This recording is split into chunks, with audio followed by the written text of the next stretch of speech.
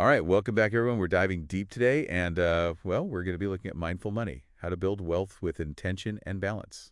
Sounds pretty intriguing. Right, and it's not your typical, financial advice kind of book. Okay, yeah, I've seen a lot of those. This one, it's more about how to align your money with what you actually value.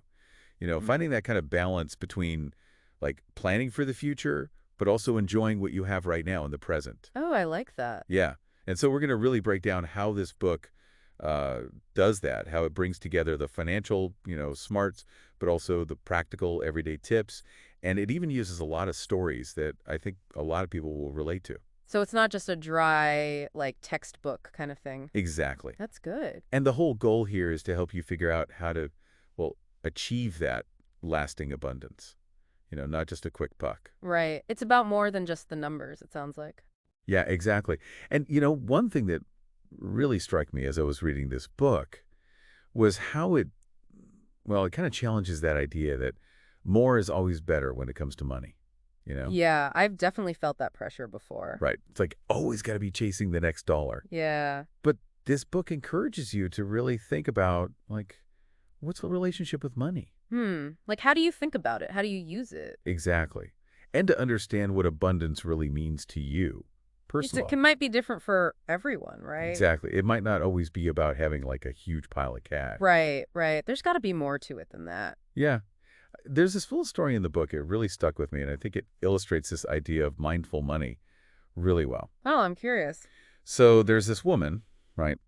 And she decides to use her savings for this, like, once-in-a-lifetime trip. Instead of, the typical thing of putting it towards a down payment on a house. Wow, that's a big decision. It was. And it kind of went against, what a lot of people would say is a smart financial move. Yeah, home ownership and all that. But for her, it was about her values. She wanted to have this amazing experience, and it brought her so much joy. So she prioritized what was important to her. Exactly. And that's what mindful money is all about, right? Makes sense. It's not about saying no to everything or, depriving yourself. Yeah, not about being a miser. Yeah. It's about being intentional with your choices so they actually reflect what matters most to you. It's about aligning your actions with your values. Yeah. And that could be, investing in experiences like that woman did. Or maybe prioritizing your health and well-being. Right. Exactly. Or even giving back to your community if that's something that's important to you. I see. So it's about recognizing that money is a tool, It is. and you get to decide how you want to use it. Yeah. And those decisions, they're not just about the numbers in your bank account, They're about how you want to live your life. That's powerful stuff.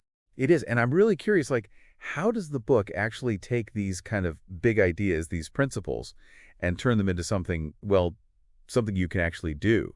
Yeah, I'd be interested to know that too. Like, does it give specific strategies for things like budgeting or investing? It definitely does. It goes into like practical stuff. Okay, good. For example, there's this idea of conscious spending, which I think is really interesting. Okay, what's that? It's basically about tracking what you spend and then like putting it into different categories based on how much value it brings you. Oh, so you can see where your money's actually going. Yeah, and it helps you figure out if you're overspending in some areas. Right. Or maybe spending on things that don't really matter that much to you. Exactly. And then the book connects that to practical advice. Like what? Well, it talks about the 50-30-20 budgeting rule. Okay, I've heard of that. It's where you basically take your income and you split it up. 50% goes to your needs, the things you absolutely have to have. Right, like rent, groceries, all that. Yeah. And then 30% goes to your wants, the things that, make life more enjoyable. Okay. And then the last 20% goes to savings and paying off any debts you have. So it's like a framework, kind of. Exactly. It gives you a structure to make those intentional choices about how you spend your money. That makes a lot of sense. It's not just, abstract ideas floating around. It's like, here are the tools, Yeah, here's how you can actually put this into practice.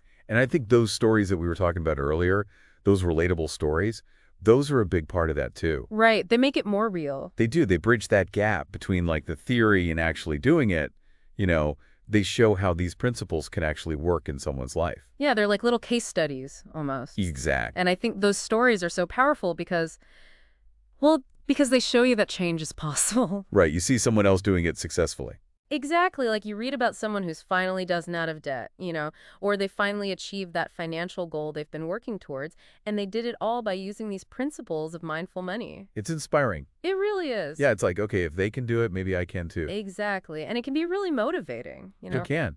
And all this talk about mindful money and what abundance means, it brings up, I think, a really important question for you, the listener.